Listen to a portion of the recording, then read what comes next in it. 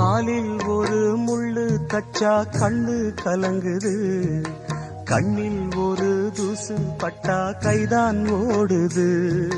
சேவல் அன்று கோடு கிழிச்சு வேலி போட்டது, வேலி தாண்டி கோழி போக வேளை வந்தது.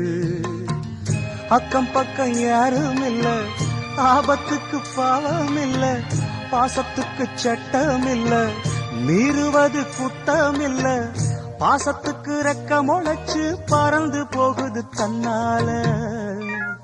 சம்சாரம் அது மின்சாரம், சம்சாரம் அது மின்சாரம்.